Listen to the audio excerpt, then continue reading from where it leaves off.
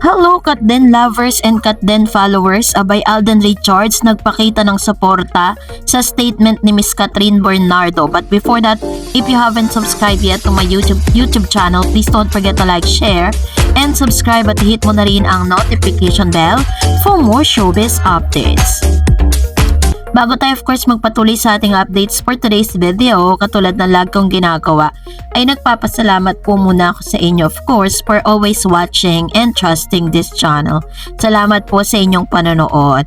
At ngayon nga, ito pag-usapan natin ang ilan sa mga article na napasa ko po. It was released today, January 6, 2025, 18:08 ng hapon ba to? Alden kasama si Kat sa birthday. It was written dasang remate Bantaneros. Yun. So sabi po dyan, ganito maaaring ilarawan unusually quiet birthday celebration ni Alden Richards. The Kapuso actor turned 33 years old nitong January 2. A netizen posted sa ex na dating Twitter na noong mismong araw na yon ay namataan niya si Alden at the Tsukiji Japanese Resto in Makati.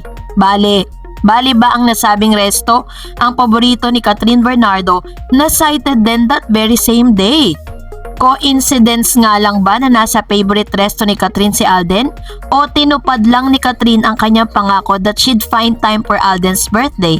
Reliable ba naman kaya ang netizen who saw them? Supposedly ay nasa San Francisco ang aktor with his family for his much needed break. Or could it be the same day din ang flight ni Alden na nakipag-date muna kay Catherine? Pero teka, wasn't Catherine supposed to have flown to the US just as well to promote their Hello Love again? So ibig lang sabihin niyan na una muna ang date ni na Catherine at Alden sa Japanese resto before jetting off to the States. So ito po posible, sabi ni Mr. Ronnie Carrasco III. So ito po yung ilan sa mga confirmation na naganap muna yung birthday celebration ni Mr. Alden Richards with Catherine Bernardo sa isang Japanese restaurant bago po siya pumunta sa San Francisco o doon po sa lugar kung saan siya ay magbabakasyon. So ito po yung parang confirmation natin na talagang naganap nga at totoo nga ang mga sightings, no? At tinupad nga ni Miss Catherine Bernardo ang kanyang pangako with Mr. Alden Richards that she's going to give them time, lalo-lalo na sa special day nito. And dahil po sa article na ito po ang nagpapatunay at nagko-confirm that Catherine Bernardo's already giving them parang priceless birthday gift for Mr. Alden Richards, and that is her time. Sabi po niya, 'di ba, sa kanyang interview that one of the most precious gift that she can give is yung kanyang time dahil sa sobrang busy nito sa lahat ng kanyang mga ganap sa buhay. So naganap na nga ito at marami pong matutuwa sa balitang ito. But anyways, eto na dahil pagkatapos nga po or sa birthday po ni Mami Min ay hindi po pinalagpas ni Miss Catherine Bernardo na magbigay ng isang heartwarming at napaka genuine and sincere na messages para sa kanya pong ina na si Miss Min Bernardo or Mama Min, kilala bilang Mama Min, na ginanap po sa Casa Bernardo. At dito po nakita natin na talagang very simple lang yung kanilang birthday celebration in which kasama po nila ang ilan sa mga malalapit nilang kamag-anak at malalapit na kaibigan ni Mama Min na siyang may birthday So this time nagbigay po ng message si Miss Catherine Bernardo para sa kanyang pinakamamahal na ina, the very supportive mother sa likod ng isang Catherine Bernardo, ng isang queen, ng isang Asia superstar. Ay meron pong isang ina na nakagabay lagi sa kanya na talagang from the start, mula nang nagsimula po siya sa showbiz, ay si Mama Min na talaga yung kasama niya. Ginibap ni Mama Min at may mga chances na mas priority ni Mama Min si Miss Catherine kaysa sa ibang nitong mga kapatid. Kaya naman, dahil po dito nagbigay siya ng kanyang mensahe. Hindi po pala po si Miss Catherine, ganun po talaga siya. Very seldom lang talaga siya magbigay ng mga ganitong klase ng post. Sabi niya, Bernardo Kat, they say you can choose your family, but if I had the chance, I'd still choose you to be my mom over and over again. Our relationship may not be perfect, lots of fights and misunderstanding, but the imperfect moments that made us stronger. So dahil po dito sa kanya pong post na ito is nag-like at agad na nag-react si Mr. Alden Richards sa mga heartwarming messages nito ni Miss Catherine. No, nung nababasa ko siya, parang hindi naman pala ganun ka-perfect din yung pagsasama o yung relationship ni Miss Catherine at saka ng nanay niya, diba? Ibig sabihin, may mga fights and misunderstanding din silang pinagdaanan, but still, she really love her mother. Sabi niya nga, if she's going to give them a chance to choose, yung ina pa rin niya na si Mama Min ang kanyang pipiliin. Siyempre, marami pong mga actors and actresses ang nag-react dito po sa napakagandang mensaheng ito.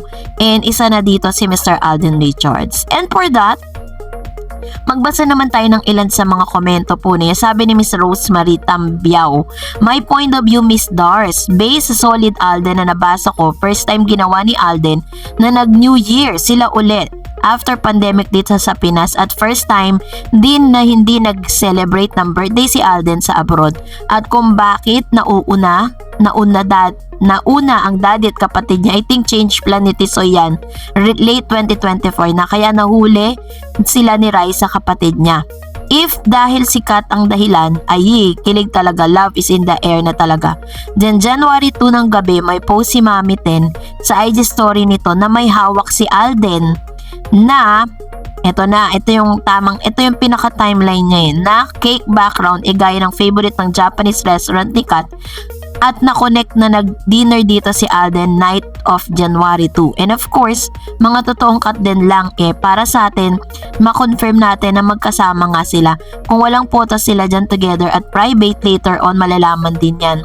Then after galing ni Alden sa resto, ng pag-uwi sa Laguna, midnight na may photo sa surprise birthday ng mga friends niya, ang pansin ninyo, hawak niyang paper bag. I think if talagang magkasama sila ni Kat at that time. So ito yung confirmation. At tapos pong mamataan sila sa isang Japanese restaurant, dito na po nakita na hawak-hawak ni Mama Ten ang isang regalo, no, na parang itong pong bag na luxury bag na Beneta, yung sinabi ko po sa inyo, Bottega ba yun? Bottega bag. I think if talagang magkasama sila ni Kat at that time, regalo ni Kat sa kanya yan. Kung yan mang bag na gamit niya ngayon sa airport, just wow. Or baka ibang bagay for sure, may gift si Kat. Or di kaya ang bag na gamit niya dyan sa airport, sa photo na yan, sis, isabay niyang binili sa bag na binili niya na hinihinalang binigay niya kay Kat sa LA sa Bottega store. And about sa birthday ni Mami Min ni Kat, of course, nakita na po nating umalis na si Tisoy ng January 2. Wag na po natin siyang hanapin doon. True. At baka naman kasama pa si Mami Min nila Mama Ten at Kat doon sa Japanese resto. Kumbaga, birthday celebration ni Tisoy and ba celebration ni Mami Min, and priority din ni Alden ang bakasyon sa pamilya niya. Tradisyon na yon at ata ng buong January wala siya sa Pinas, at kahit gustuhin mang isama si Kat ni Alden agad, hindi na pwede, ata muna alis ito mag-isa unless may ipapasama si Mami Min like Alora sa mga trip abroad nito, or siya mismo ang sasama for sure. And sabi pa nito na mid of January aalis din yan si Kat pa LA hanggang malaman natin baka umattend sa MMFF kung saan pasok ang HLA. Uli, kung Kat din ay makikitang umattend, tactic na yon sa pool. Hindi na mahahalatang umalis si Kat basta walang makakasoko. Lumabas si Kat abroad this January any day. Kapag nasa event sila ng MMFF January 31, alam na this. O diba timing? Sana at lahat ng POV ko. One thing for sure, sabi nga ni Alden, private life is a peaceful life. Kaya private sila yan. Sabihin ng isa kong delulu, wala akong pakels. Basta ship ko ang Kat din at ilalaban ko yan hanggang dulo. Alam ko real to real sila. Time will come na lang, manifest na yan. Ayan. So ganito katindi yung kanyang paniniwala, yung kanyang faith para kay Catherine at Alden, kasi 'Di ba marami kasing mga parang parang nagdududa with regards to this porket hindi mo nakikita magkasama. 'Di ba wala na po silang movie. Kaya wag niyo na pong wag niyo na pong i-expect na may sightings po sila na ipopost sa ngayon. Dahil kapag pinost po nila yan, it's all about talaga projects. Pero yung mga personal po nila, 'di ba sabi nung isa sa mga malapit kay Miss Catherine, let's respect Catherine's privacy.